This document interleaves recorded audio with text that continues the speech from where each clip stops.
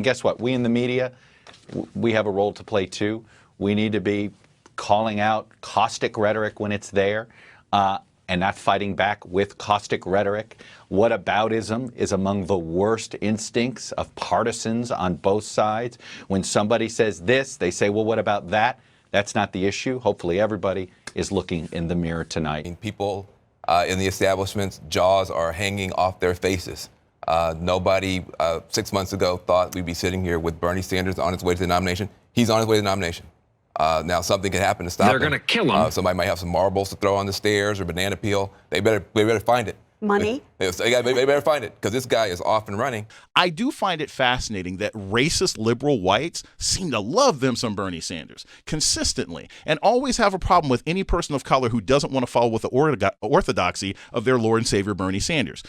Senator Sanders believes in taking away that choice, removing people from having the option of a private plan and replacing it with a public plan, whether you want it or not. And if the field consolidates, the question is, what percentage of the vote is Bernie getting? I don't know who Bernie supports over these years. I don't know what he means by social. 1 week it's Denmark. We're going to be like Denmark.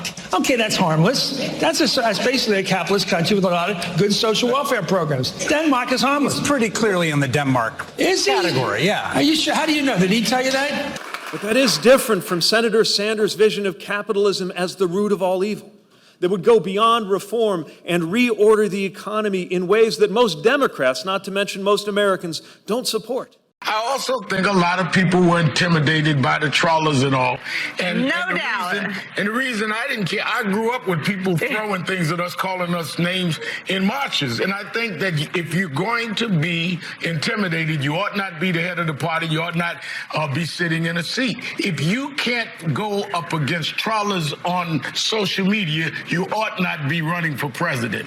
Just that Amen. Wisest words spoken all day. Thank you, my friend. I needed that. If there's a Stop Bernie movement, that is going to be to hell will pay with the Bernie people because they are so committed. They're going to kill him. That is the choice in front of us. We can prioritize either ideological purity or inclusive victory. We can either call people names online or we can call them into our movement. We can either tighten a narrow and hardcore base or open the tent to a new and broad and big-hearted American coalition. The man cares nothing for intersectionality. And I don't care how many people from the island of misfit black girls that you throw out to defend you on a regular basis. Okay. It doesn't mean that your campaign is serious. Crossed the line, sir. I don't care. I don't care. I'm picturing Michael Bloomberg with kind of a club with spikes going medieval on Bernie Sanders. Yeah, they're going to kill him. We've all been on the receiving end of the Bernie online brigade, and here's what he says. He says, no other candidate has anything like this sort of digital brown shirt brigade. I mean, except for Donald Trump. A large number of bargain basement, pathetic, doubly intensely ignorant, bigoted white boys who masquerade as liberals, who find themselves consistently in support of Bernie Sanders online, have decided that they want to make this part of their meme. They're going to kill him. And that is a real difference from Senator Sanders' revolution with the tenor of combat and division and polarization, leading to a future where whoever wins the day, nothing changes the toxic tone of our politics. That is the name of the game. It is pretty much over unless that changes. I was reading last night, Brian, I know you're a history guy too. I'm reading last night about the fall of France in the summer of 1940. And the general, Renault, calls up Churchill and says, it's over. And Churchill said, how can it be? You got the greatest army in Europe. How can it be over? He said, it's over. They're going to kill so him. I had that suppressed feeling. I can't be as wild as Carville, but he is damn smart. And I think he's damn right on this one. And the point Chris made that they're going to kill him, but they may not stop him. Come Monday, they're going to kill him. They may not stop him. It's true. I do want to say the problem with the Bernie movement narrative is that he's winning with like 25, 26, 28%. And that includes even in a state like New Hampshire that he won cleanly with over 50% last time. I believe we need to defeat Donald Trump and turn the page on this era in our politics by establishing a tone of belonging, bringing an end to the viciousness and the bullying that is tearing apart our country. I have my own views of the word socialist, and I'll be glad to share them with you in private. And they go back to the early 1950s. I have an attitude about them. I remember the Cold War. I have an attitude towards Castro. People of color, of those, the majority are Latino, and they are clearly, at least from eyeballing it, strongly in favor of Bernie Sanders, with Joe Biden coming in second. Brian? It's interesting because I've had a lot of black women that have been coming up to me a lot everywhere I've gone and said, is Bloomberg going to be okay? Bloomberg's the only one who can save us. My point very quickly to Nina was, this isn't the kind of language you should be using. Regular people, this doesn't make any sense to them. And when you say these sorts of things, you miss speaking to regular people. What if you can't win the presidency without an online mob? What if we now live in a world where having a bullying agro-social media army running around, popping anyone who sticks their head up is either an important ingredient for or a critical marker of success? Wow. Okay, that's I know everybody's freaking out about this, but you saw the MAGA rally that's preparing around here.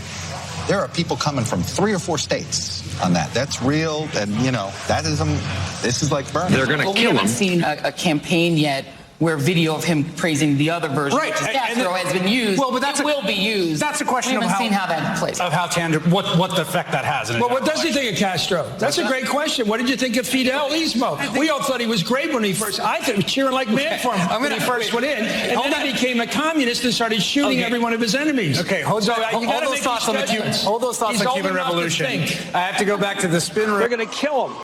What is going on here, and They're is this any way to pick a nominee?